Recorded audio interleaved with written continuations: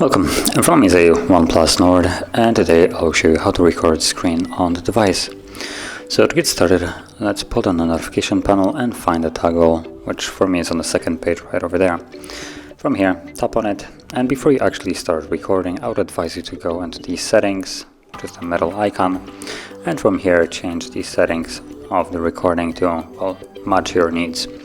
So as you can see, you have different resolutions at which you can record, different bit rates, and also frame rates. Now at the moment it's set to basically the highest of everything, so you have highest resolution, highest bit rate, and highest frame rate.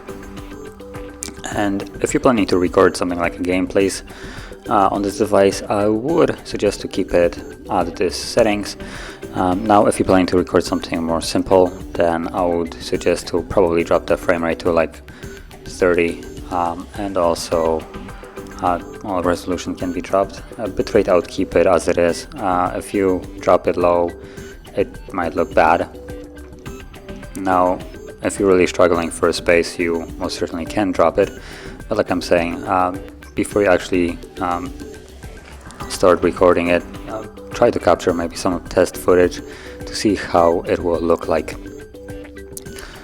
Now, apart from the resolutions, frame rates, and stuff like that, we have also audio source, which you can choose to have either no audio or internal audio, which will be the audio of the device, or also, not also, but a microphone. Now, unfortunately, you can only select one of them.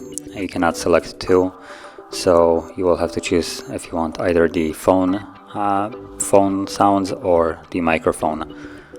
So this is completely up to you. Then video orientation, I would keep it as it is.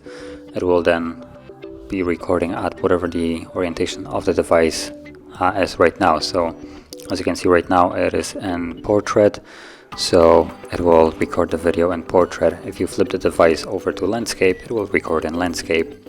So the auto will basically determine it based on the phone's right now orientation. But if you want to, you can always change it to be default to specific orientation.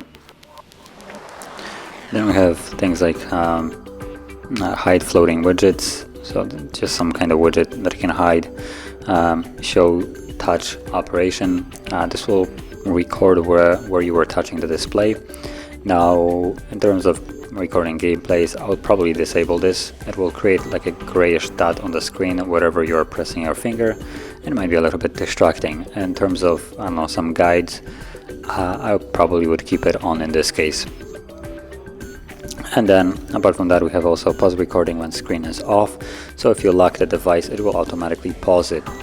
And as you can also see, there is no option for recording with the front camera. That's a bit unfortunate though.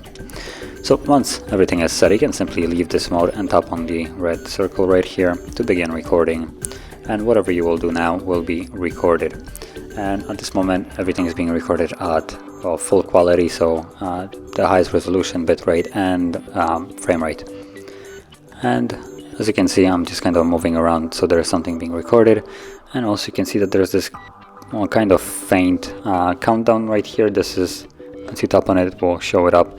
The countdown how long it has been recording, and you can from here pause it if you want to, then resume recording once you, I don't know, move to a different page or do something that you might have want to do, or you can simply stop it also, which will automatically save the recording.